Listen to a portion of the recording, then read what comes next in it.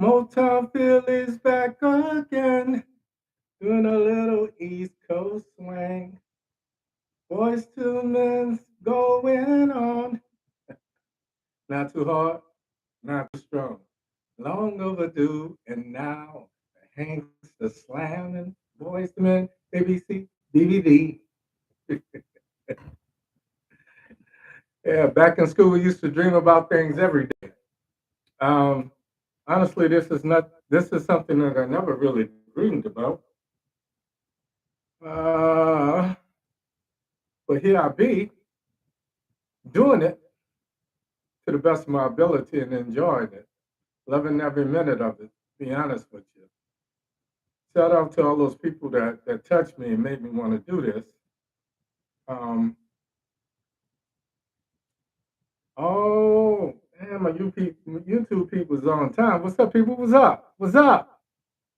Hanky's in the house. What's up, Jennifer? Man, I was supposed to call you. We got to talk about that money thing. I'll give you my spin on it, but yeah, just be careful. Cynthia, what's up? Cost of living, inflation, corruption, levels of frustration in the Middle East and in Congress, but that shitstorm happening, they call the Republican Party. That's what's up. As for me, I'm just chilling, man. I'm just chilling. Coolest down the side of the pillow. Let me get comfortable. Facebook, where you at? Motown Philly's back again. Bring it down. Doing a little East Coast swing. Boys to men going on. Not too hard, not too strong. Long overdue, and now the Hankster slamming. Boys to men, ABC, DVD, East Coast family. Never missing a beat. We're chilling on Desire Parkway, Louisa Avenue, the lakefront, City Park, straight out of New Orleans, baby, and darn proud of it. What's up, Will? Big Will. And Wells in the house. Long overdue, and now the Hankster slam. Oh, girl, is that you? I know you better show me some love, girl. She come in with her hand on her hip, a little picture like that, you know what I mean? So what's happening, people? This has been a crazy week. It seems like every week this since the beginning of this year.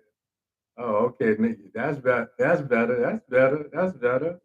That's better. All right, that's what I'm saying. Come on in, throw brother some daps, throw some hands up, some whatever's. Let me know you're in the house.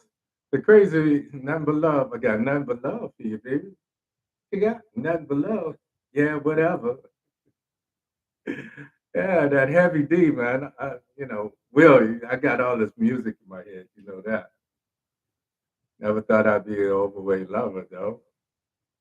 They said I couldn't do it, then it got done. And after then, when I did it, they said it was fun. Now, the rest of your life, you want to be with me. Got time on your hand, want to spend time with Hanky B? Hold on, I'm trying to see. Sunshine. Sunshine? Throwing shade on YouTube? Be still my heart. Good evening, ma'am. How you doing? How you doing? How you doing? Growing up, there used to be this crazy show on TV. It was called Johnny's Follies. I don't know if they showed it where you guys grew up, but he had kind of like this. I guess you call it a kid variety show where they show cartoons or what have you. I don't think they ever had black kids on there though. But he had this little theme song. Hail, hail,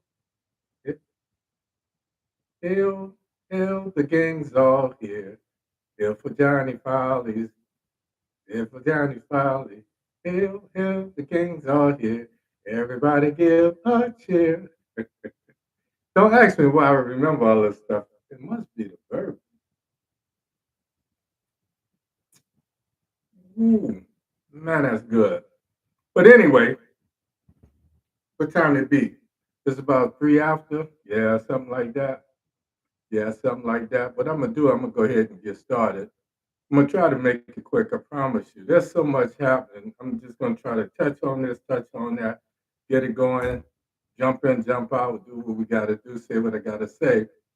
And invite you guys to participate.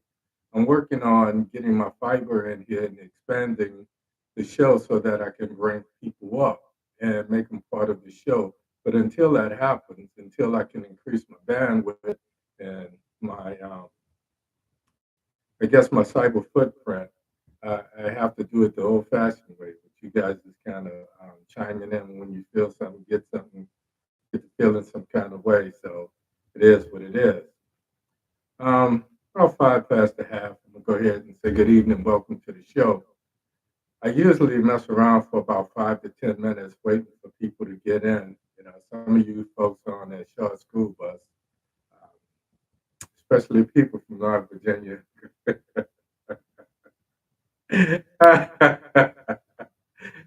Stop licking windows, eating crayons. Put the chalk down and come on, take your seat. Don't put your bubble gum underneath my seat. Now, make sure you. Well, some of y'all need to wear your helmet, but go ahead and put your helmet down in your lap or underneath your chair so that you don't lose your helmet. Because, especially if you have a red skin logo on that joint, Commodore. I'm just messing with people. But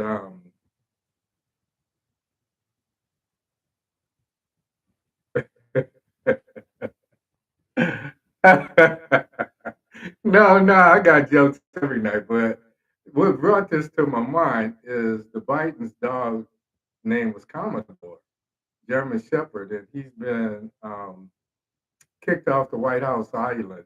Seems that he bit a few people up in there. I think Joe Biden been sicking him on all of the Trumpsters that were left over. Anyway, it is what it is. So, moment of silence for little Commodore. Hope they don't euthanize him. I hope they find him a good home. So all my people in D.C., if you need a German Shepherd, uh, the first dog, Commodore, he's named after your football team, so you'll never forget his name, even if y'all never win one. But anyway, okay, I'm back. Um, let me go ahead and say good evening. Welcome to the show. My name is Hank Batiste. This is OMITDALOGIC. Before I get started, let me be serious. I want to say that I'm truly humbled with all the things you could be doing on a Thursday night. You choose to be here week in, week out, listening to me, trying to make sense of these things that defy logic in our government, in our daily lives, so forth and so on. Hence my show being called Mythologic. Knowing that you come here week in, week out really does humble me, and I mean that from the bottom of my heart. Um, when I think about this, I have a way of writing things down, then I revisit it and I discuss it with the voices in my head. And so I said, tonight the voices in my head are truly livid. I'm fuming, annoyed. I'm irritated. I'm pissed to pissosity and beyond in a Buzz Lightyear kind of way. When I look at how this game is being played, and I keep telling you guys, the reason I start doing this show is because my background is in public policy in medicine, and I spent 12 years in D.C. at the National Naval Medical Center. While I was there, I dated a girl, and I'm not going to say her name because I'm sure she's probably married now. Gorgeous, oh gorgeous woman, just as sweet as she was gorgeous. That worked for Teddy Kennedy on the Hill, and that might be a giveaway right there. Huh? But anyway, it got me involved with some things because politicians look at us as a non-entity, and in doing so, sometimes they talk around you as though you're insignificant or a piece of furniture. They feel like there's nothing you can they'll do. So that started this thing. Back in 2007, when it became clear to me that Obama was going to become the next president, and I had spent 12 years at the National Naval Medical Center, I had an idea what I thought healthcare reform was going to look like. So I went back and got a master's in public policy, and it started this whole thing. And everything that I saw, everything that I experienced, and everything that I've learned from the time I was 15 and 16 years old has brought me to this point. So I have people that come to me and ask me questions, what does this mean? What does that mean? I started off this whole thing with talking about creating and shaping a narrative. That has become an afterthought. Once upon a time, politicians created a narrative that had an inkling of truth to present their position in the best light. Now they just tell bald-faced lies. So I try to break down the strategies that I see. This week, the thing that has me feeling human annoyed, and I said human hyphen annoyed, because one word doesn't explain my level of pissosity, is Gavin Newsom appointing LaFonza to the Senate. Now, let me just go ahead and give my disclaimer. In this world, it's a shame that I have to do it. I don't care what your sexual preference is. I don't care if you sleep with animals. That's your thing. Whatever floats your boat, your proclivities are your own. What I do care about is when people make these political moves that are going to affect me.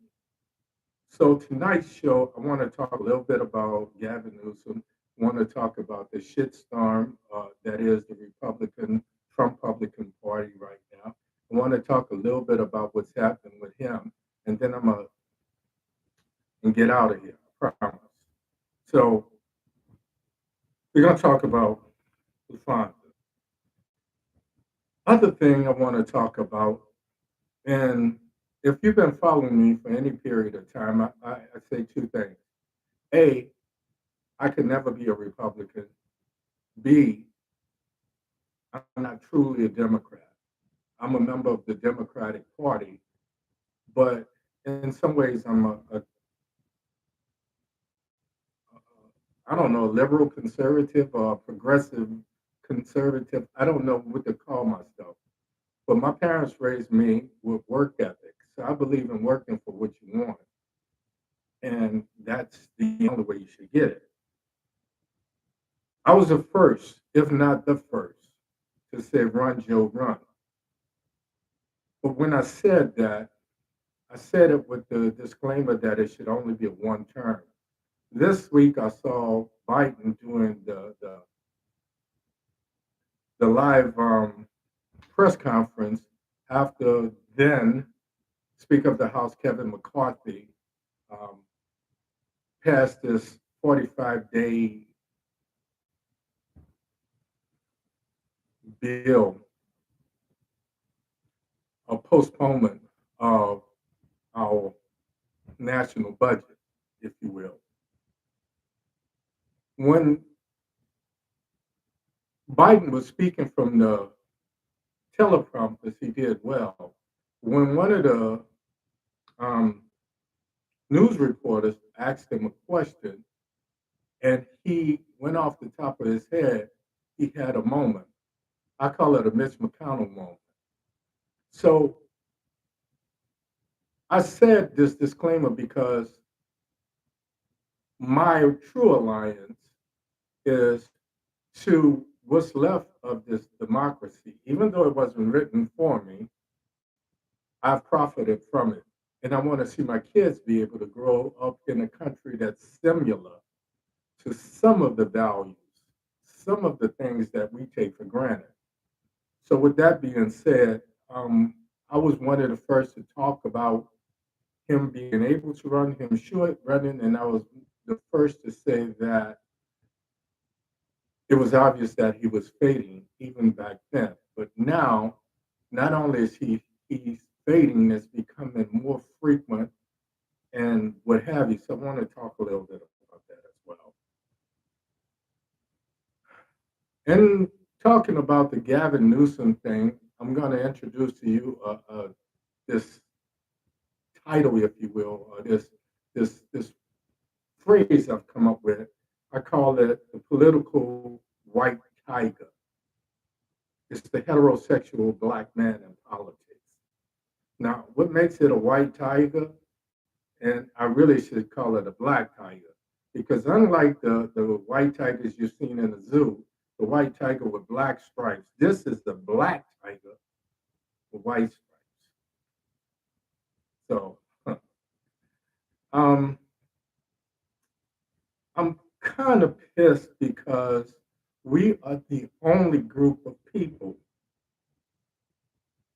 who give a A-OK, a thumbs up and a high five and a attaboy and all that to anyone who uses the word black in any type of tone that's not derogatory. We don't ask for anything in return. And that's been our downfall. When I heard Ocasio talk about Kevin McCarthy, and the news reporter asks, would she, as one of the Democrats, vote to keep him as Speaker of the House? And she says, not unless there's something in it for me. And it brought to mind something I've been saying all along. We should not be afraid to ask for something for us. So, as a heterosexual black man who seems to be going extinct in the political process, I'm saying it's time for somebody to do something for me. I'm Hank Batiste. This is OMITDALOGIC. Let's do this. This week, WEAK. This week, play on words in the as the Trump publicans turn, or you could say as the Trump publicans make my stomach turn. The New York trial started this Monday.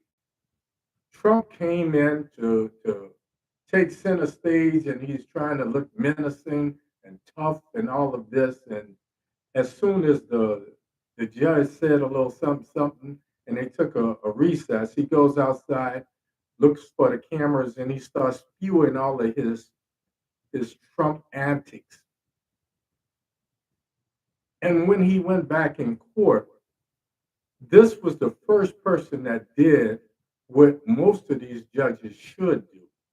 He not only admonished Trump right then and there, because Trump had the audacity to put the clerk of court on blast, which means he put her name, her face on his social media platform.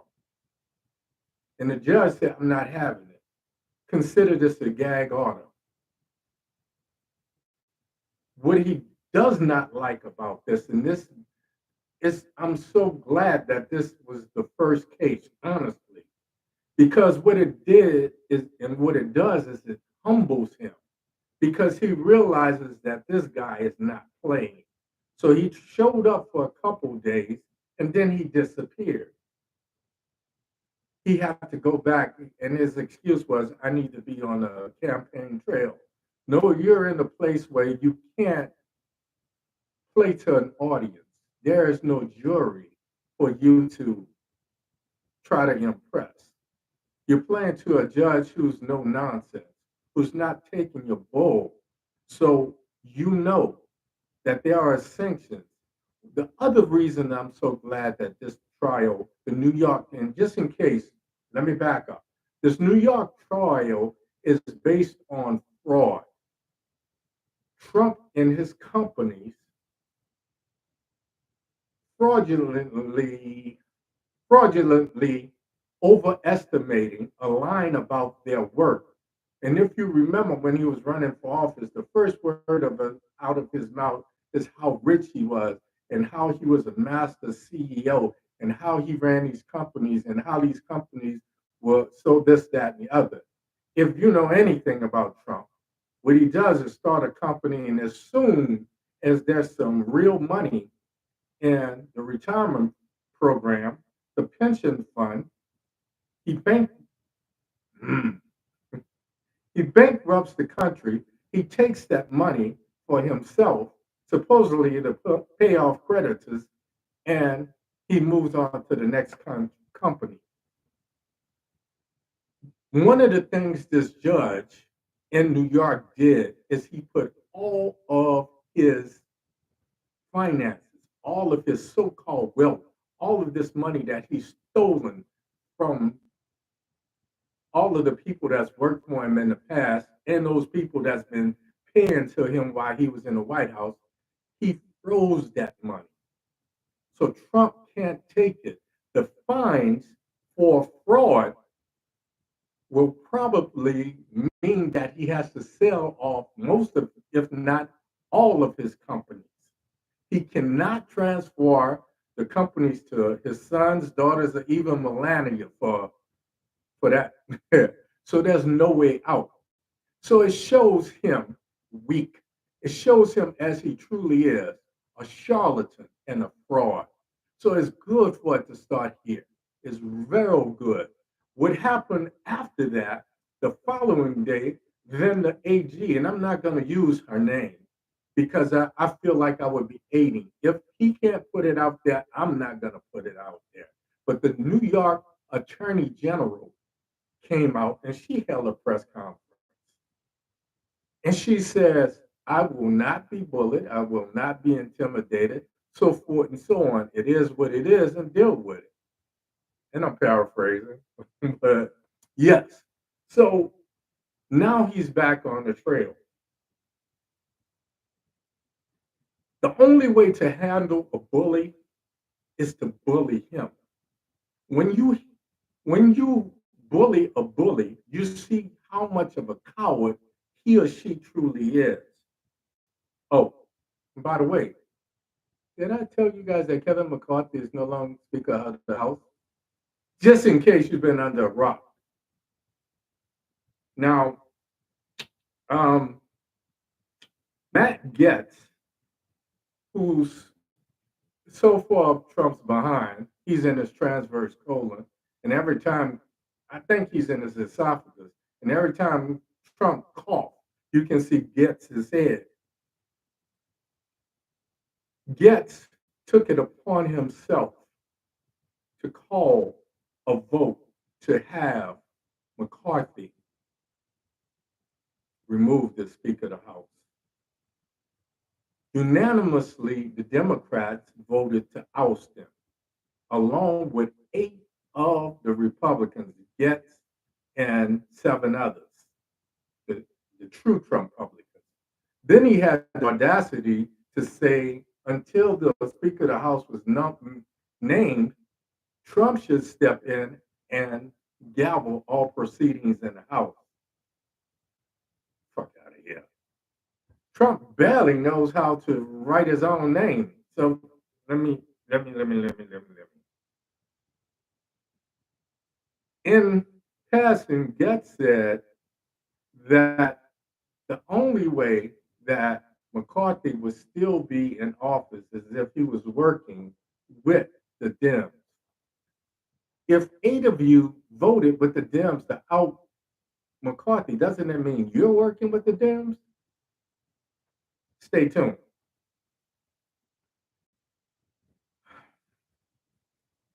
Age, leadership, and Joe Biden, and Mitch McConnell, Dianne Feinstein, Nancy Pelosi, and all of these folks that are in the late 70s, early 80s, mid 80s, and beyond. 92-year-old Rupert Murdoch, the billionaire on top of billionaire, just handed his company over. A 92-year-old man decided it was time for him to step down. 92, mind. I don't have a problem with that. It's your company. You can do what you want. Your company, your business. However, when we talk about public office, it becomes my business. I think it would be foolish of me and you to avoid the obvious and ignore the obvious. 81-year-old Mitch McConnell had a moment in front of the camera.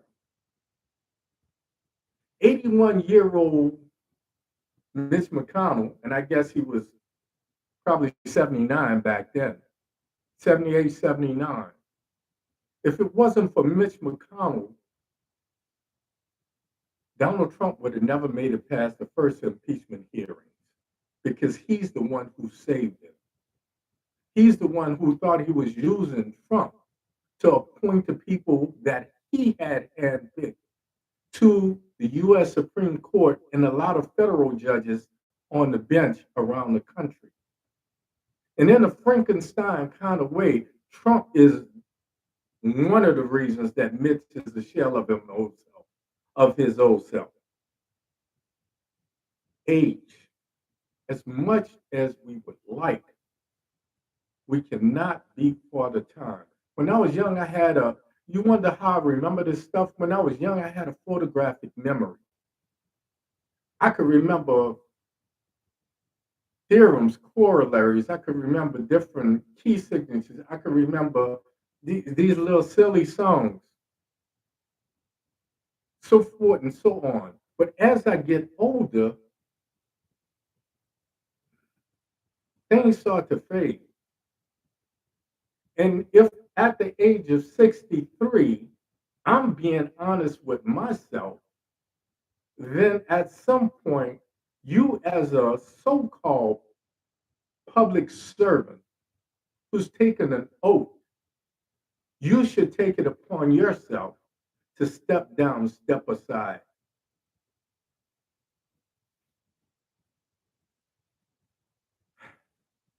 When I watch this live broadcast, and I posted it on my page, I'm going to repost it tomorrow.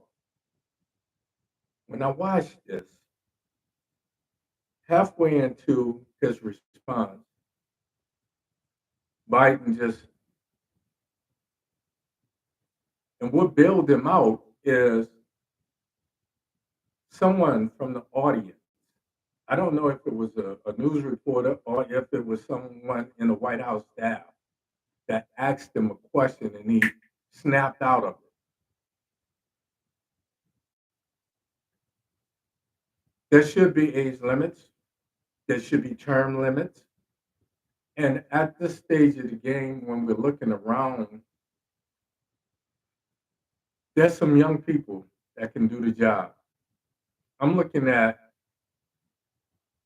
some folks now, and I'm saying we need leaders who are really dedicated to public service, not just egomaniacs who finally got their chance and can't let go now. Let me just state for the record, again, I'm not a Republican, though I'm registered as a Dem. I don't subscribe to any just one doctrine because I believe that, like my ancestors, my job is to make sure that we, me, you, and others, leave this country in much better shape for our children and our children's children. And if we do that, then that dash is going to mean something in my life. So that's all I got to say about that. When I look at political power and I look at what's happening now, it reminds me of affirmative action. If you don't know the history of affirmative action, it was created initially so that Black men working as longshoremen or carpenters or whatever, working besides white men who were in the union and getting union wages, they wanted to give us a chance to make what we call now living wage.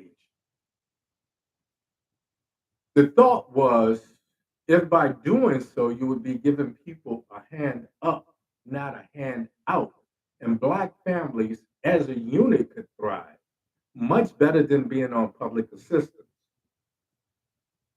It was called leveling the playing field. But almost as immediately as it was implemented, single mothers started to enter the workforce and white women followed suit. When they started seeking out some of the jobs, or employers were getting kickbacks from the government for hiring quote unquote minorities. Minority just didn't mean black man. It meant black woman and eventually white woman. And who we see profited from it most was the white woman. Now we're at a situation where we are forced, as black men and black women, we are forced to compete with each other for a job, whatever that job may be it politics, be it in a corporation, or so on and so forth. It makes it hard for us to be together. Once upon a time, a black man was a laborer, his wife was a nurse, she was a school teacher. And even though she made 2 or 3 times more money, she still looked up to him because she understood that from the time that America brought black men to these shores, the system that we call Jim Crow and I call democracy has systematically and methodically castrated black men, both literally and figuratively. We thought by getting black men on the police force, it would make the police force work for us. What happened is those black men shed their black skin and became blue. When we think about black politicians getting into politics in the 70s, it was the first time that we saw this onslaught of black men entering into these positions. We had names like Andrew Young, Marion Barry, Harold Washington,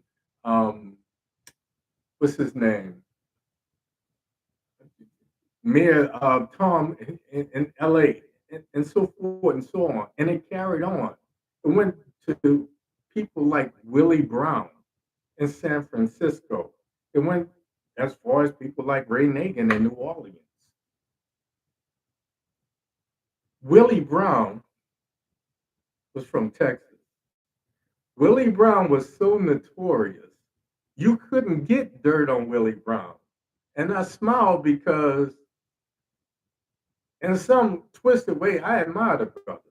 Willie Brown had a reputation for going to political functions with his wife on one arm and his girlfriend on the other arm.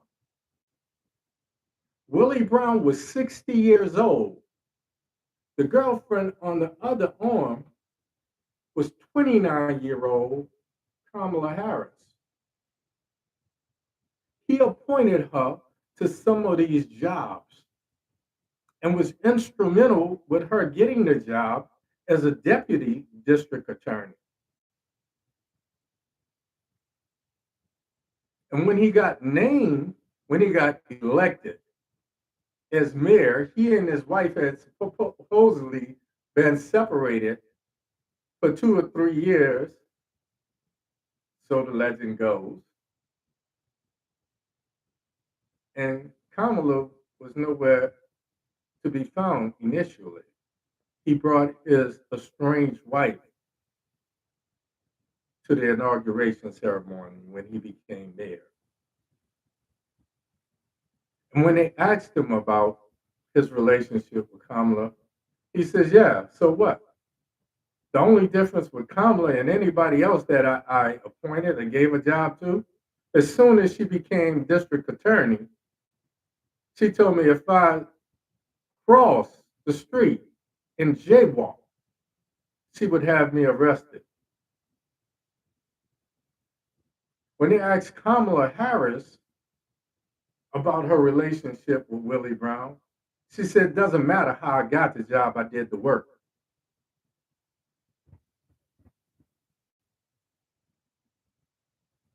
When you put Black women in jobs, not only did it give the employer a 2-for-1, it gave him an opportunity to put that woman in a compromising position. Because once upon a time, Me Too was, it happened to you? Yeah, it happened to me too. My boss said if I want to keep my job, I got to stay late tonight. Skirt up and pants down. That wasn't something you could get from, and hey, sadly, Black politicians, they imitated their peer group, the white man, and they did it too. So I see all of these things happen.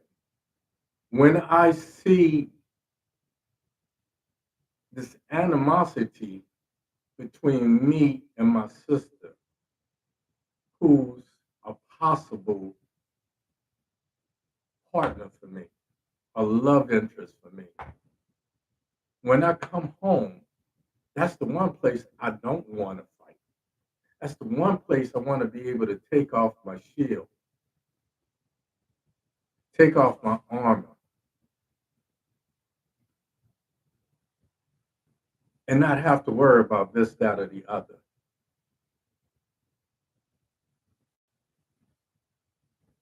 It is what it is.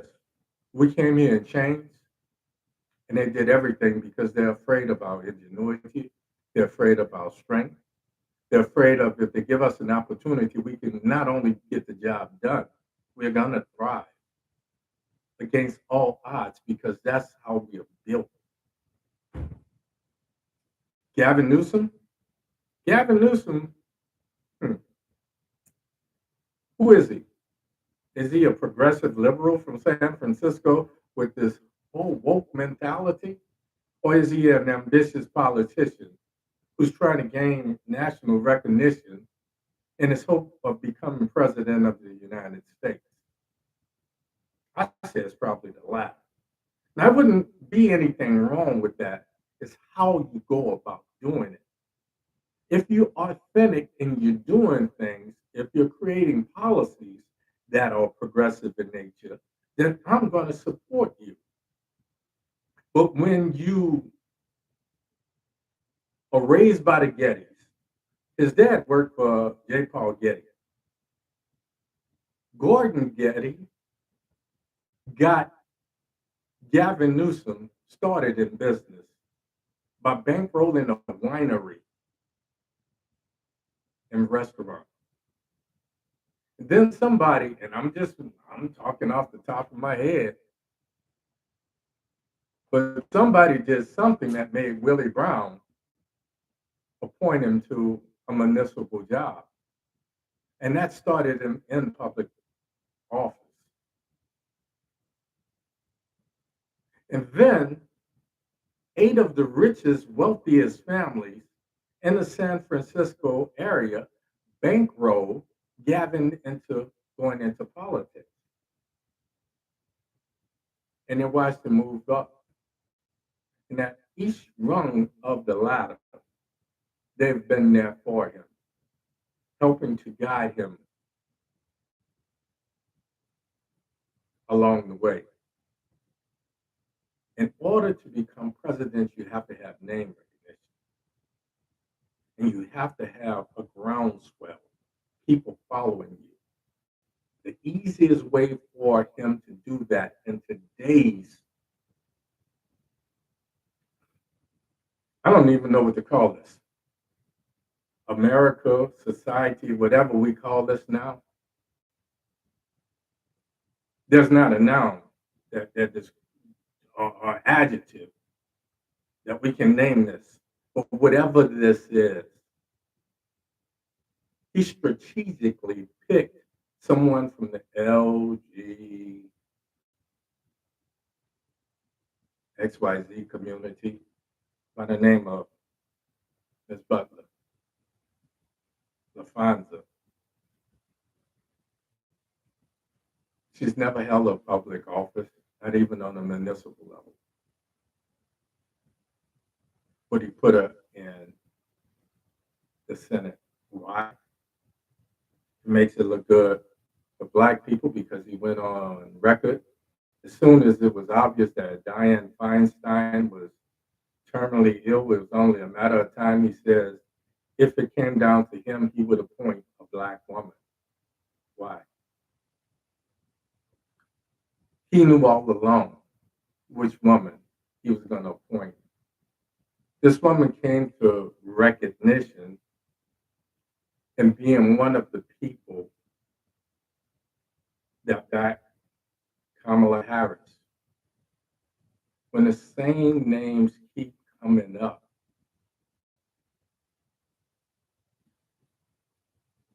something ain't right.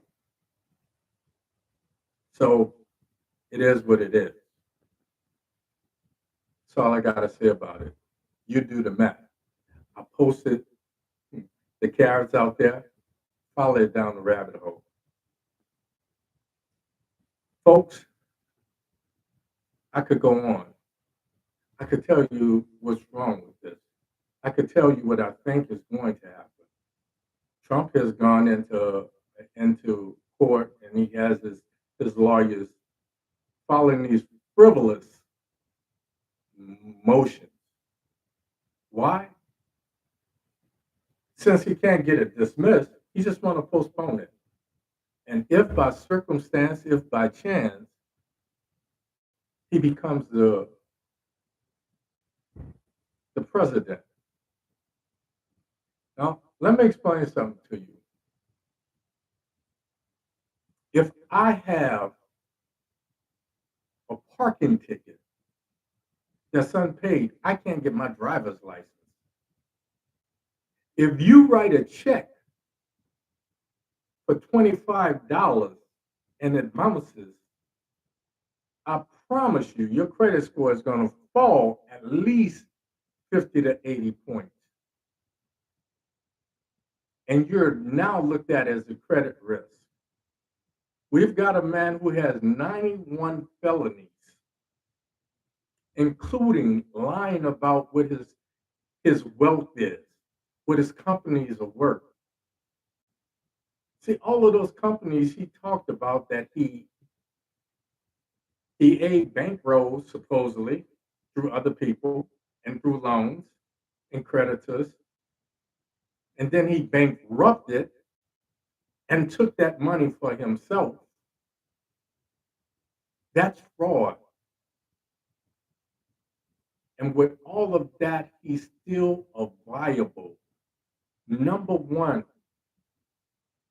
candidate for president of the United States of the Republican Party.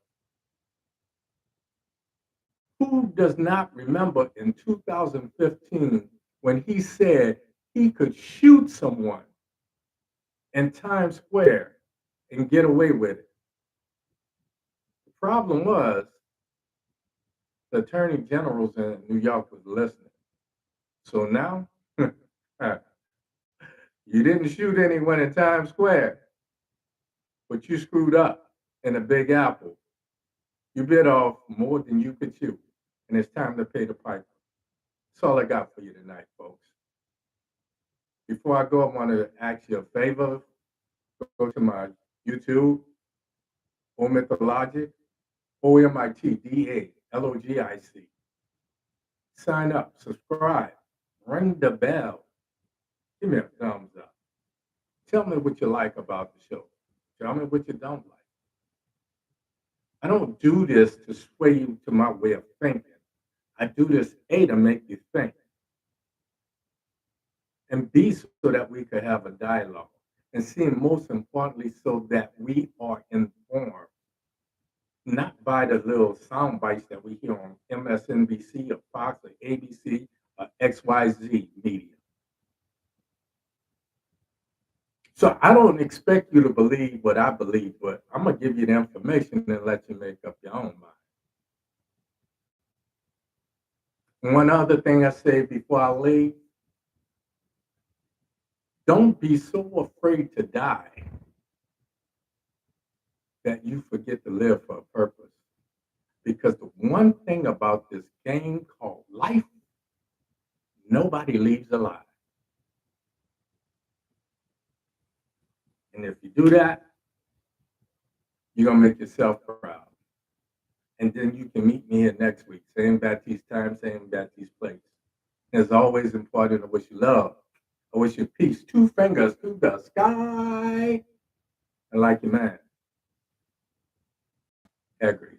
I'm out of here. Love you to death, people. Thanks for tuning in.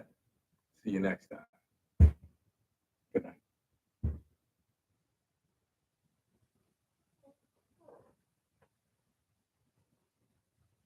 Show me the money. They're about to take everything he has. And who? He's so pissed because there ain't a damn thing he could do. Ain't a damn thing, as Kid and Play used to say, get off because you bit off more than you could chew. Now watch the dynamic duo do. The dynamic duo, oh, that's the AG and the judge. They're not having it. So he gonna be yo, folks.